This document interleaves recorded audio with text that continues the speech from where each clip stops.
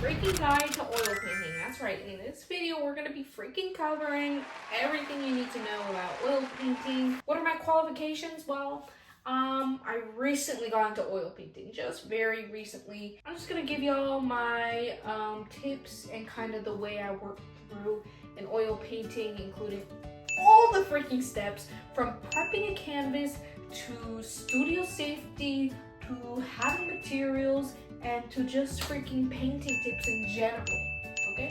I'm a student, I don't know everything, so bear with me because I'm learning with you guys. But this has been a very much requested video, and so I'm here to deliver to you guys. So here I come, okay? And let's probably get started with prepping the canvas first.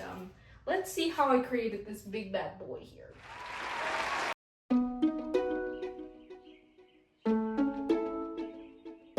So let me give y'all a little rundown on how I created this canvas in the first place. I bought pre-made stretcher bars, which you can get at like your local art store, and they're fairly cheap, and honestly it will be cheaper to build your own canvas rather than buying one if you're making like a really big canvas, which I am doing that.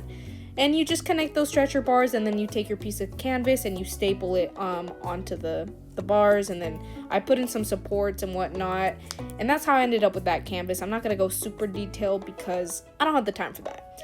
This is what really matters, is prepping the canvas before you paint with oil.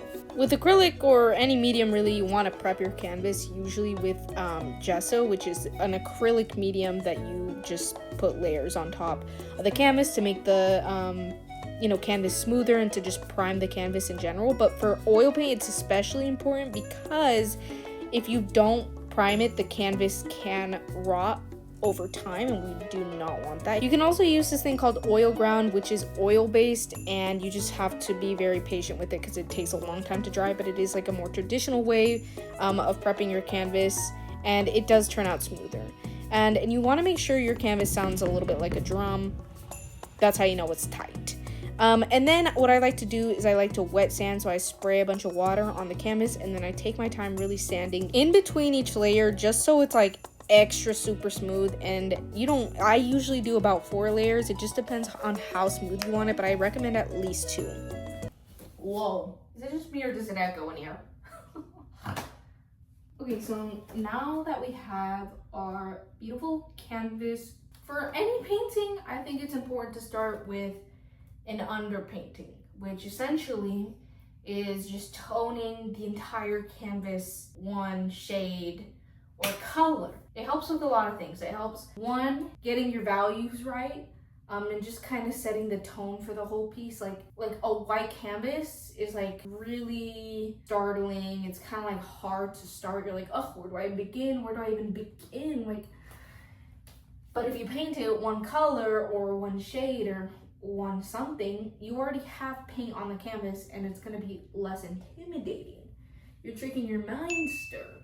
I personally think it doesn't really matter what color you choose as long as it's not too light. You kind of want to get a good mid-tone going to help you, so that you can darken up your values or lighten it. But I personally don't care what color because I know for a fact that it's probably mostly going to be covered up by the end of the painting. So this for me is more of like a stepping stone. However, if you're working more loosely, some of the underpainting is going to shine through, and that's when you're going to want to think what color you're going to use for the underpainting. And for oil painting, you can use oil paints, but the underpainting is a wash. It's usually a diluted paint. It's not going to be like direct paint. And so for oil paint, you would usually... I just don't know who gave you the authority to give a tutorial. You would usually use like a solvent of sorts. I have Gesso, and this is kind of what they told us to use in our school. So I just said, okay, I'm gonna use that. In my fundamentals course, of course, they taught us also a trick for like the underpainting and to use acrylic paint, because with oil paint, you cannot, for a fact, you cannot put acrylic paint over on top of oil, but you can use it under oil.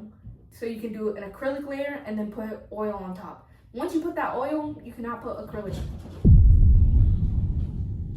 And so to save paint and money and overall time, a lot of people use acrylic for the underpainting, which is what we're gonna be doing today. I just have your classic liquid text basics, and you can see I'm gonna go with a nice blue color. Now for this, I am gonna go with the blue color because I know most of my painting is gonna be blue. And so I just feel like even though I'm gonna cover it up with more blue paint, I just feel like it's gonna set the tone for me personally. We're just gonna cover the whole thing in a diluted wash, and of course I'm just gonna dilute this with a little bit of water. And of course, once you get that first wash down, I like to sketch with some more diluted acrylic paint. You can sketch with whatever you want, probably like any pencil or maybe even like a oil pastel. It really doesn't matter, but I like paint. Okay, I changed the sketch a little bit, but you know, once you get your sketch, it's just a matter of blocking in your colors. This is the kind of like acrylic layers that I'm talking about, and just blocking in everywhere, all that you want, you know, in your painting with acrylic paint before going with oil, so you're not wasting as much oil paint on like the very beginning stages. That way also, I mean, I just don't even know what I'm saying. I mean, I'm just gonna go ahead. Keep in mind, there's no like strict rules on this. I'm just saying if you're gonna use acrylic, you have to use it before oils, and it's just like a good little tip. Personally, I prefer. And if you're gonna be using like Gamsol and oil paint to thin down the oil paint to do the wash and all these steps, you just have to be a little bit careful because it does take a little bit longer to dry. And then also that if you use a lot of Gamsol, it can crack over time. Hey guys, welcome back to my tutorial. It's been a couple days, of course. Here we are, just a quick recap.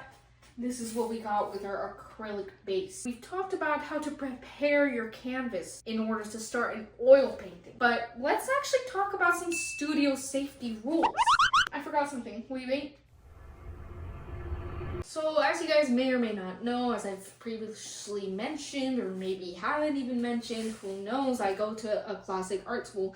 And I don't know if I'm quite allowed to show you guys this, but I'm gonna show it anyways because that's what we're here for, I mean. And here we are. We have the classic permissible and unacceptable materials in painting department studios, a student handbook. What kind of materials to use and what not to use. Because as we know, oil paint can be toxic. I'm just gonna give you guys a quick view of the list of materials that they don't allow us to use and do allow us to use in our studio. I feel like this is a pretty solid guideline for what paints and solvents are, you know, safe to use versus which ones maybe you probably shouldn't be using if you're worried about your safety. Of course, it's going to tell you the brand and the colors that we are not allowed to use. So these are the colors we're not allowed to use, probably because they have some kind of chemical that is just not safe for you.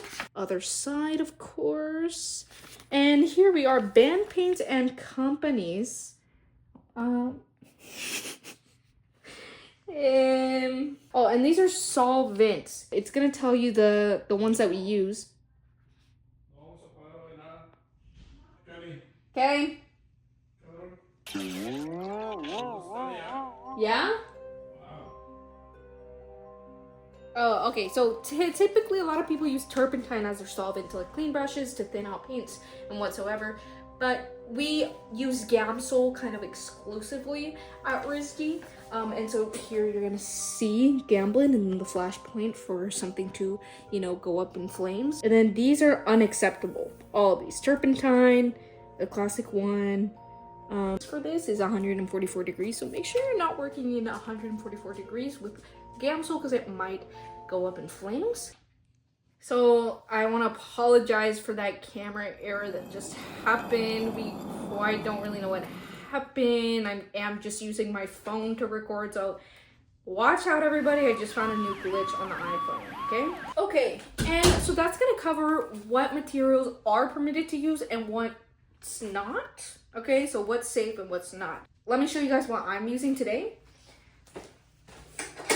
Here's everything that I have. I'm gonna be using Galkid, which is gonna be my drying medium. It's like, what is it? It's a medium that you add into the oil paint to make the paint dry a lot faster. And me why it works wonders. I mean, a lot of people complain because oil paint dries super duper slow, but add a little bit of this and your mind is gonna be blown. You can paint one day and then the next day it's gonna be completely dry. It does make it super duper glossy, so if that's something that you are taking into consideration, then take it into consideration, I guess. I have linseed oil, which I don't usually use linseed oil, but I do think this slows your drying time. So it's good to have both. Personally, I like, because, you know, if I'm doing like a wash of something and I need it to be like still wet in the morning, or, you know, whatever, I can put this in it and the oil paint won't dry as fast. I have seen people say that it kind of can yellow a little bit of the pigment of your paint if you add too much, and it really kind of, I think it thins it down a little bit too. It just makes it super liquidy. These are the two mediums that I mostly use. I mostly use this one, of course. And then, of course, I have a bottle of Gesso here. I use it to clean my brushes and I use it to thin down the paint. But it is important to not use too much of this in your paint. Like, you don't want to really apply a huge wash of this with like only a little bit of pigment and like paint in it, because it can crack over time. For the Gesso, I have this jar, of course, and you just pour some in here. And this is what I use to clean my brushes in. You can see there's like something down there that you can like scrub your brushes against to get the pigment out. And then the pigment will eventually settle down at the bottom. And then the Gesso will, you know, rise above and it'll kind of clean itself, but not really, but I don't really care. And make sure you have a lid on that, because you do want to keep it closed, because although it does say odorless, it kind of does have a little bit of an odor, I think. Let's check it out here.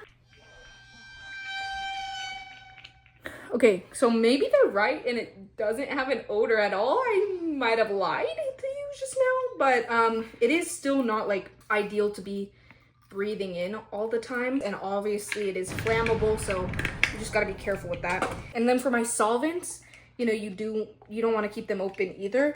So what I do when I'm using them is I pour some. I got this like little container thing that you can clip onto your palette apparently or something. And I just put a little solvent in here, and then as I'm painting, I'll just dip my brush in there or whatever. And that way you can keep your solvents from drying out by closing it. And also it's just better for you, so you're not breathing it in all the time when you're not using it. I did get this little metal box to put in all these solvents, because what they teach us at school is to put everything away. We have like these giant like metal cabinets to put everything away when we're not painting, just because there's always some kind of chance of like something going up in flames. So they always tell us to put everything away, and it has to be in a metal box, because obviously if you put it in a wood box and something catches fire, that wood box is toast and it's gonna burn out, but the fire will be contained in the metal box. All right, pause the video. And see, here's what I was talking about: storage of flammable materials. When you're not actively painting, these materials have to be stored in the yellow metal flammable cabinet. So obviously that includes solvents, oils, and painting mediums, and then rags. Of course, if you're using like a rag or something to wipe off the paint on your painting or something, that has to be stored away, because that can light up on fire. And then obviously tubes of oil paint, they are not flammable in of itself. It's the solvents that make it flammable, so you don't need to really store those anywhere crazy safe. Okay, and now we want to talk about disposal, safety disposal. So unfortunately, Camila does not have any experience with that, and she doesn't know how she's gonna do it herself, but that's a freaking problem for when I'm done with this painting. Disposal of hazardous materials. We, in the studio, we have this metal can for like solid waste, which is like rags or paper towels or something like that. And then we have this giant like thing to put liquid waste, which would be like your dirty solvents and so forth and so such. And unfortunately, I don't have either of those. But I think there's a thing where if you like search up, I think there should be something like space locally where you live, where they're gonna have ways to dispose of these materials. And so that's kind of the safety. The other thing that's important is the air quality that you're working with, guys. So luckily at the studios at my school, they have everything super ventilated and I don't have to worry about that one bit. Of course, I am in this room and there is no real ventilation Okay, there's a vent, but that's not what we're talking about, boy. What's really important is to crack open a window. So fortunately here we have a nice little window, which I'm just gonna crack up. Obviously it would be ideal to have a fan of some sort so that it's kind of taking in the air from inside and blowing it outside. That's gonna be my, one sec. That's gonna be my safety in here, bro. Please stop laughing. This is a serious tutorial. And last but not least on safety, we have these gloves here. Oil painting does get kind of messy, and so this is gonna be really good. And then when you're done, boom, and then you can dispose of that. Pigments that are not safe to use and like touch on your skin, and if you get it on your skin, it's just like it's actually toxic for you, so it's good to be wearing gloves and like an apron or whatever. And of course I do have eczema, so we do want to be careful with that. And that's gonna cover it for studio safety, everybody. What do you think? Good. Okay. Hello again, friends. It's been a bit, but we're back. We're back with the freaking tutorial. What did we go over? We went over making a canvas, prepping it, and safety and whatnot. But really, let's now get into the nitty-gritty about how to actually paint with oil paints. I'm gonna be using Gamblin oil paints. I have the 1980 set, which I think is like a more budget-friendly beginner student grade version of the actual Gamblin paints, which either have like this logo or this logo. I don't know why they have like 3 different logos. I don't know what's going on. I was graciously sent a set of these student grade paints, and so that's mostly what I have. As far as like what colors to use, oil paints can be pretty expensive, so I usually stick to pretty limited palette. It typically consists of a shade of red, a shade of yellow, a shade of blue, and white. Bare minimum for me, at least for what I'm trying to do, all you need is 4 colors. Like my past couple oil paintings, I've been using this. Then I either use ultramarine blue or phthalo blue. And then for yellow, I don't really prefer anything. I just have this on standby, cadmium yellow light. And then for white, I use titanium white just because it's a classic and I have a big tube of it. There's a lot of different colors out there, but you really don't need a ton of oil paints to get started. As far as brushes goes, I have this giant collection of brushes I've been collecting since